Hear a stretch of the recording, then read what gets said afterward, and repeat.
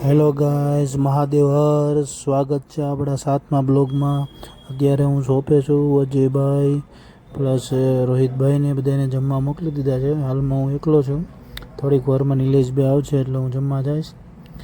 તો આપણે સાવરકુંડલાનો નજારો પાછો શરૂથી ચેક કરશું, કેમ કે સવારે બ્લોગ નહોતો બીનો, કેમ કે થોડું કામ આવી ગયું હતું એટલે. તો હું ને રાજુભાઈ થોડીક વારમાં જઈ જ રહ્યા છીએ ઘરે જમવા. ને નાવલીમાંથી ચાલવાનો, તો નાવલીનો નજારો બતાવીએ. તો તમે આપણા વ્લોગમાં નવા હોય તો સબસ્ક્રાઈબ જરૂરથી કરજો.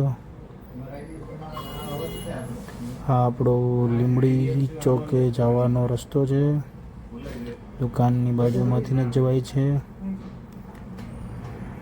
ને અહીંનો નજારો થોડોક આવો છે.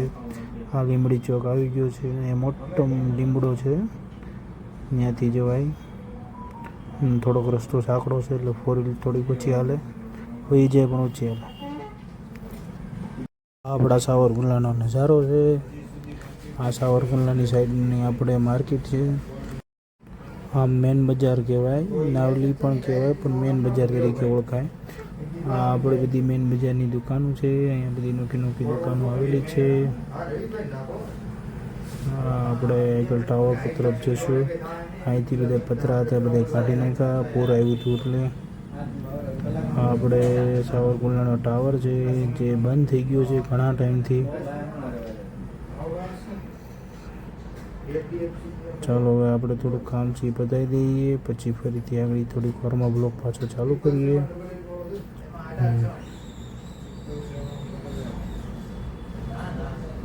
મુકેશ ફર્નિચર છે અહીંયા.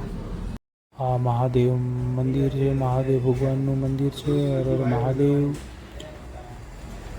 આપણે હવે આગળ રામજી મંદિર તરફ જઈશું. આપણે આગળ રામજી મંદિર તરફ તમને અહીંયા ગોંદરું કહેવાય એનો તમને ટાંકો બતાવીશ. જે મોટો ટાંકો છે એ જ આ ગોંદરાનો ટાંકો છે. આગળથી સરખો બતાવું.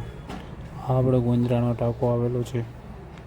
આપણે જઈશું રામજી મંદિર ને મહાદેવના મંદિરની બાજુમાંથી. તમે દર્શન કરાવું તમને. આ રામજી મંદિર ને મહાદેવ ભગવાનનું મંદિર છે. જો પણ કેવું મંદિર મસ્ત ભવ્ય આયોજન કરેલું છે. મંદિરનું નિર્માણ કરેલું છે આયોજનનું. તો ચાલો હવે આપણે ફાટક તરફ જઈએ. આપણે જેસર રોડની ફાટક આવી ગઈ છે. જો આપણે જેસર રોડના રસ્તાનો નજારો અને ફાટકનો નજારો જોવો. હવે આપણો વ્લોગ અહીંયા પૂરો કરીએ. બધાને મહાદેવ હર. ને આપણી ચેનલમાં નવા હોય તો લાઈક એન્ડ સબસ્ક્રાઈબ અને બેલ આઇકન જરૂર કરજો.